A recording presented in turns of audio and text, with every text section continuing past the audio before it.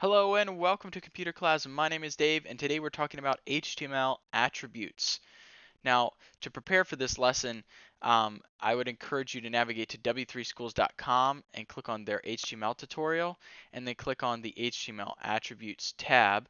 Also, open up a spreadsheet that you can stick in your HTML code just to organize it in a composite place for yourself and your favorite code editor. Mine is brackets.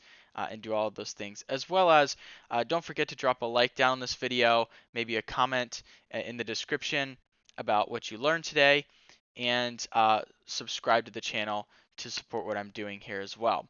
So to recap what an attribute is, it is basically an additional information that's added to an HTML tag. So, and usually these have values. So to give an example, here we have the anchor tag or the A tag, which happens to do links. And the href or hyperreference attribute allows us to add a, um, a link to a piece of text. So basically visit W3 Schools becomes clickable when we stick this link in between the double quotes. Okay, so that's an example there. So all HTML elements have attributes. Attributes provide additional information about the elements or tags. The attributes are always specified within the starting tag. That's truly important because you don't want to put it in the ending tag. It won't work. Attributes usually come in name value pairs like name equals in quotation marks value. Okay, so let's take this first one right here and try to test it out. In order to do this, we are going to have to create a little something on our desktop. So let's do that. So right click and hit new on your desktop folder. Let's call this website.com. Inside a website, we have our four main folders of the directory structure. If you refer back to my directory structure video, so we have IMG, we have font, we have CSS, and we have JS.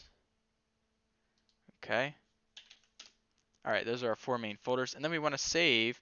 If we open up our favorite code editor, we hit File, New, File, Save As, and into our website.com main folder here, we'll do index.html and save that in there. All right, now we need a basic index.html page, so we need to do a doc type HTML. Wow, there we go, HTML, and then HTML for have our root elements. Again, I'm using tab and the arrow keys to move around. And then we have the head section, which is the unseen portion of the document. And then we're going to need the body section, which is the seen portion of the HTML document. And we'll press tab in there and tab in here, and then press Control S to save. All right, so what we want to do is we want to test out some of these attributes today and really show you what they do. So if we go back here and grab this anchor tag section, I just highlighted it, press Control C to copy and Control V to paste, and then we press Control S to save. I actually want to bring up this, so let's drop that in there. Okay, let's bring this up and let's just place it right there.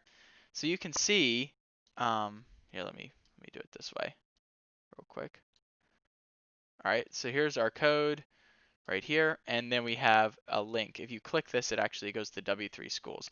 So again, this attribute right here, the href, allows us to insert any link in here. It could literally be, we could change this to, if we wanted to, google.com, right? And then if we saved it and we clicked it,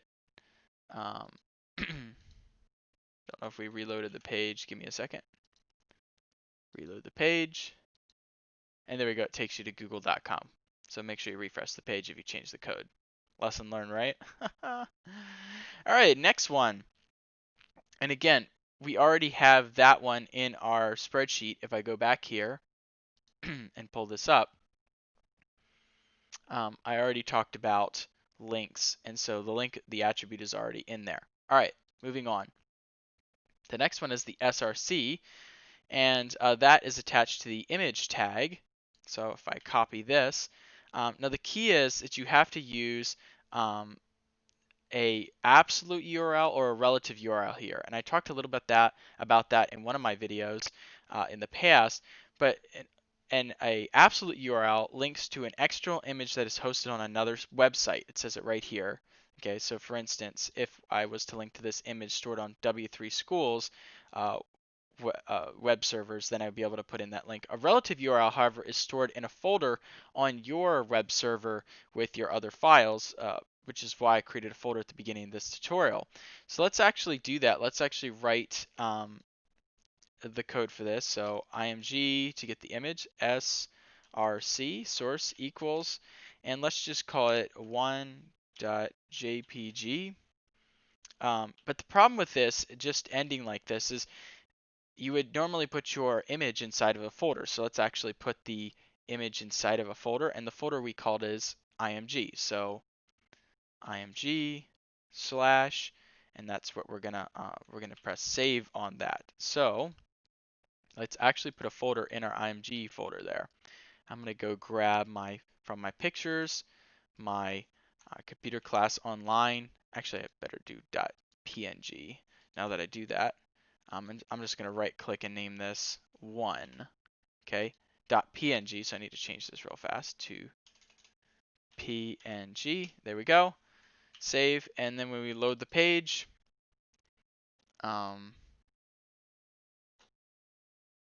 which is now currently over on my other screen. Here, bring it over. Boom. When we load the page, we have, wow, it's really big. Okay, so the image needs obviously sizing, and it's not. So we have a link and we have an image. Moving on. And by the way, we've already added this to our web code too. Here we have all of our attributes for the image tag. Okay.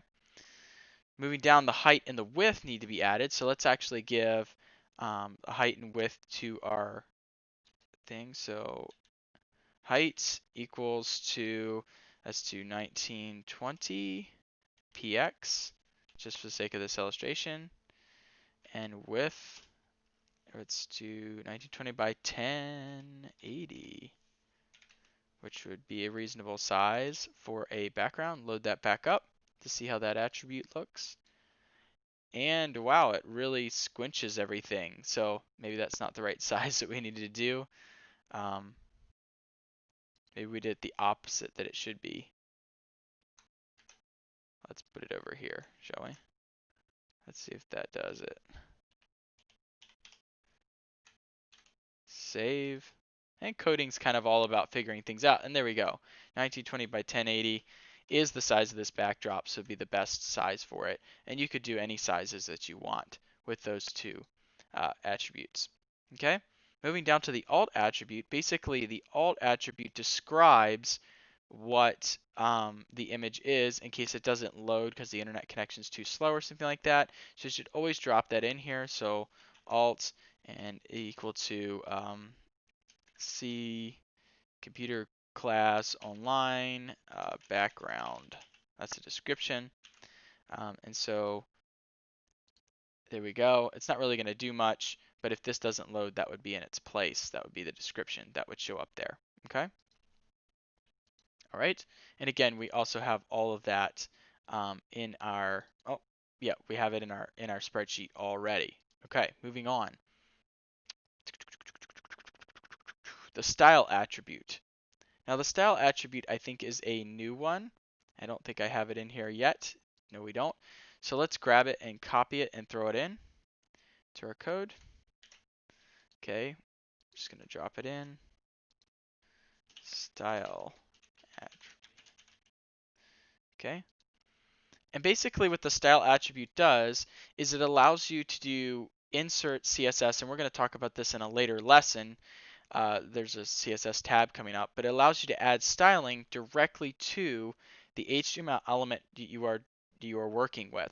And so you might style on a separate document that is outside of your HTML web page, but you could also style the individual tag and override that potentially using this line of code. So let's actually throw that into and see how that looks in our document here. Okay, so this paragraph should be the color red, is basically what that is saying. And if we load this up, hopefully I saved it, and there it is. We have a red paragraph really small down there at the bottom. Here, I'll make this a little bigger so you can see it. There it is at the bottom, red paragraph. Okay, next we have the lang attribute, which again I haven't inserted. So let's grab that one and drop into our spreadsheet here.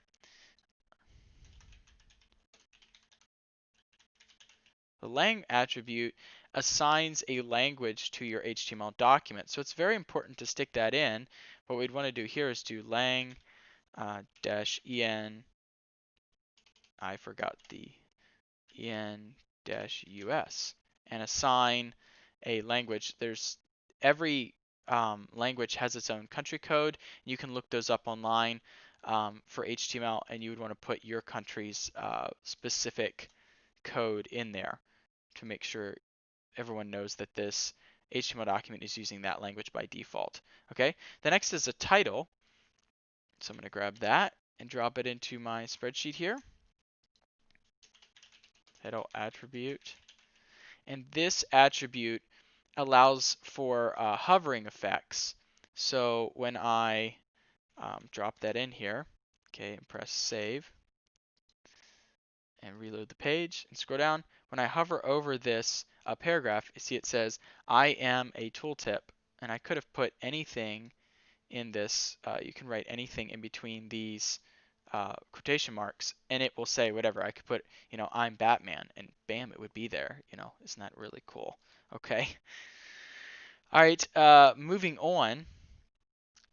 They make some suggestions about using attributes here. They say that it's good to use double quotes. Sometimes people forget them, and when they don't, it will still work theoretically, just not when it's interacting with stricter document types like XHTML, so things could break then. So always put the double quotes.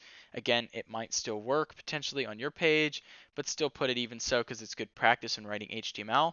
The other thing is when you're describing things, make sure you put the double quotes for the title tag, or it can actually like mess up um, the actual element in the tag. One thing to note here that they say is, should you use single or double quotes? And the answer is whatever you prefer. Um, to me, I always default to double quotes because I think that it's the best practice, but you could use single quotes and it would work as well. So in summary, here are a list of all the attributes we talked about today. You can try yourself out on the exercise there and click that and do all of those and get even better at it. But hopefully you learned something today about HTML attributes. Play around with them. Let me know in the comments what you come up with, and hopefully you learned something today, and I will see you in the next video.